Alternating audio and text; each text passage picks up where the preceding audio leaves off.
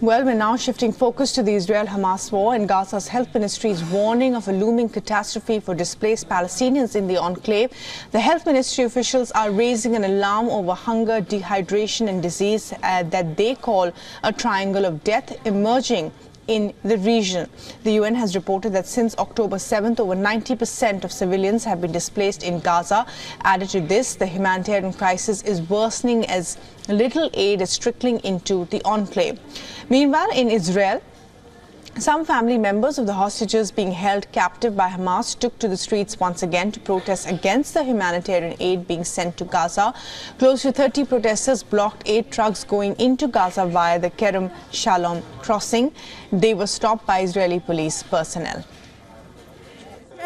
All the help, all the humanitarian, I'm okay with that. Okay, they need to get food.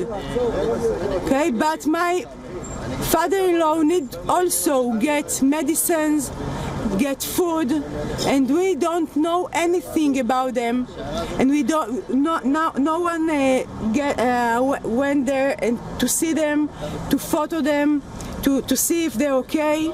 Nothing. No Red Cross. Nothing. On the diplomatic front, the U.S. Secretary of State Antony Blinken is currently in Israel, where he met the Prime Minister Benjamin Netanyahu a short while ago. The meeting follows a discussion between Blinken and Israel's President Isaac Herzog. Herzog dismissed South Africa's accusations of genocide against Israel. The International Court of Justice in Gaza is hearing the case. On Thursday, a proceeding will start in the International Court of Justice in The Hague, whereby South Africa has sued Israel for supposedly genocide. There's nothing more atrocious and preposterous than this claim.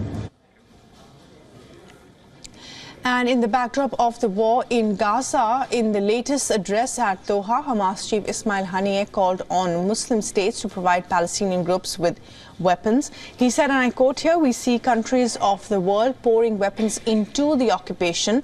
The time has come to support their resistance with weapons, because this is not the battle of the Palestinian people alone."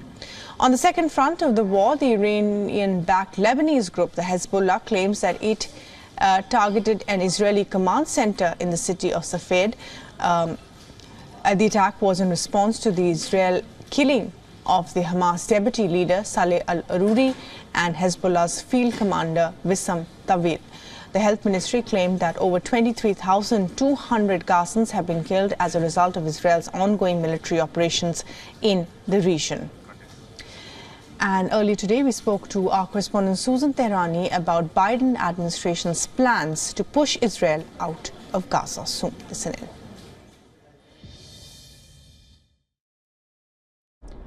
Protesters calling for a ceasefire in Gaza briefly interrupted U.S. President Joe Biden's speech in Charleston, South Carolina. About half a dozen protesters were quickly ushered out of the event as the rest of the crowd chanted 4 more years. A clear sign of the divide among the Democratic Party about America's response to Israel's war against Hamas. Biden said in response that he understood the protesters' passion and that he's been quietly working with the Israeli government to get them out of the Gaza Strip. The Israel-Hamas war has divided Democrat voters in recent months, notably more progressive and younger voters who have been criticizing President Biden's support for Israel.